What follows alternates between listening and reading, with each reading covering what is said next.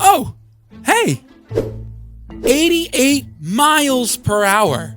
That's the speed limit for time travel.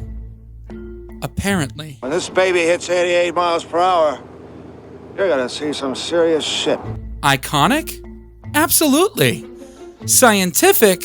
Well, that's what we're here to find out. Today, we're diving deep into Back to the Future to ask the big question. Could the DeLorean actually time travel? And if not, what would have to change for it to work? What did I tell you?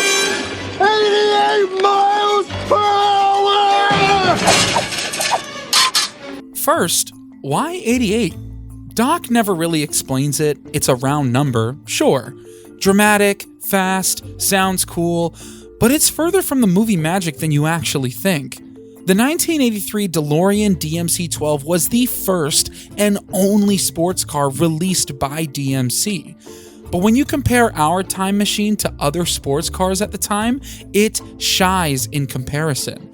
That's because the tiny sedan DeLorean weighs in at an almost whopping 3,000 pounds, which is the weight of the Hyundai Santa Cruz. Add that in with its lackluster 2.85-liter V6 engine, our car only had a max RPM speed of about 110 miles per hour, and realistically, it took the car a while to get there. Thus, our 88 mile per hour number was born. Enough history though. Let's see how it stacks up in actual physics.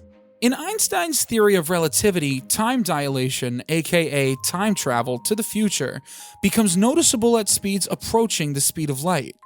At 88 miles per hour, or about 0.00013% the speed of light, you'd time travel a whopping 67 billionths of a second.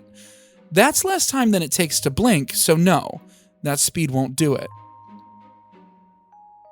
But relativity proves time travel forward is possible? A great example is astronauts in space, like when they're outside of our planet's rotation, or rather, our planet's perspective. When you're up in space watching the world turn, a few minutes can go by for you, but a whole day goes by down on the ground.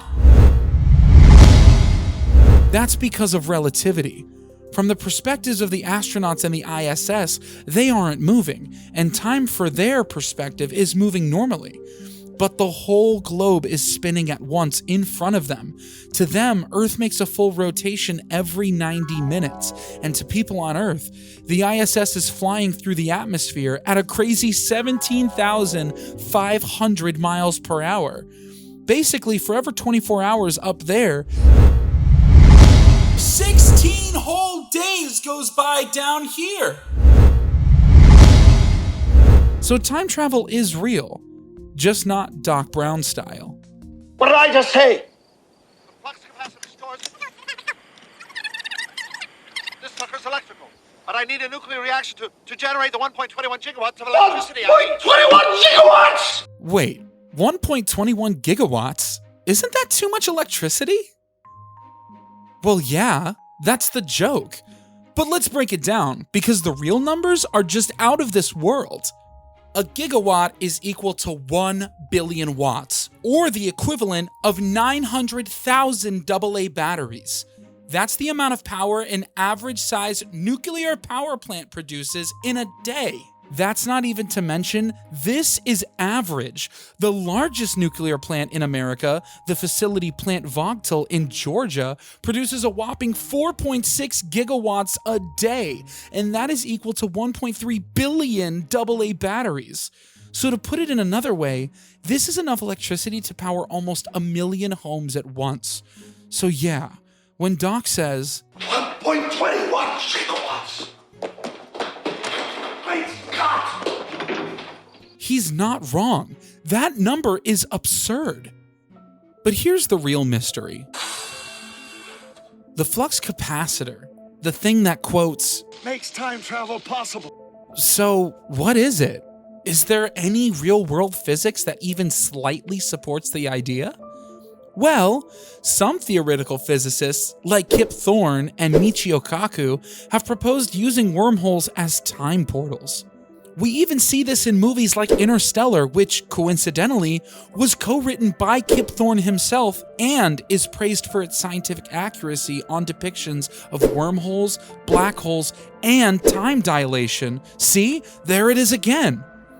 For the flux capacitor to even work, it would need to open a wormhole, stabilize it, and manipulate the time dilation on either side. In theory, the flux capacitor could be a space-time manipulation engine, but maybe not in this century. So let's flip it. Let's say Doc Brown really was on par with Einstein, Hawking, and Tony Stark.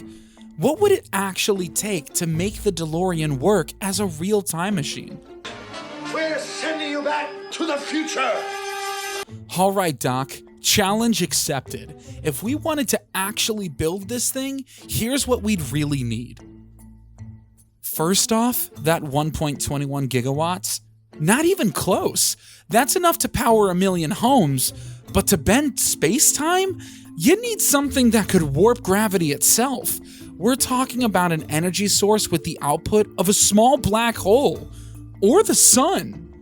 So unless your DeLorean runs on stars, you're not going anywhere fast. Then there's the stability issue.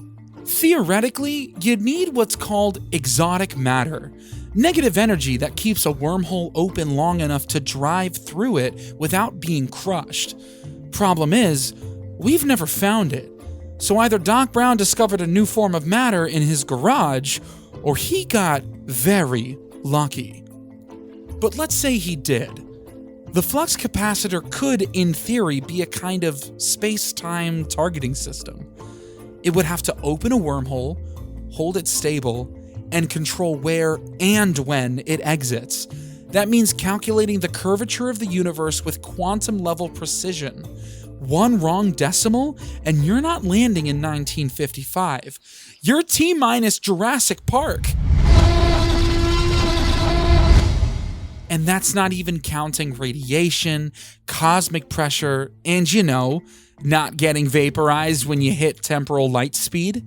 Basically, Doc would have to invent 3 new branches of physics before breakfast. So, could the DeLorean actually time travel? Not with today's physics. But that's the beauty of it. It's not just about formulas or theories. It's about imagination.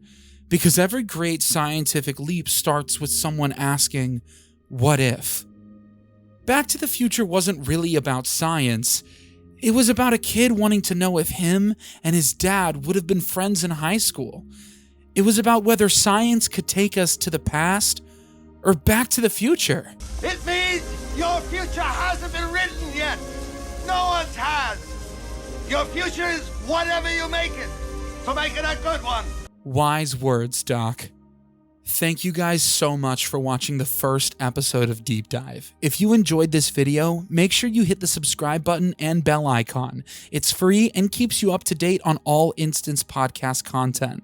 Also, check out our Linktree. It gives you access to all Instance social media accounts like the TikTok, Instagram, and the Discord. Oh, and on your way, make sure you check out the sponsor down below. See you guys next time on Deep Dive.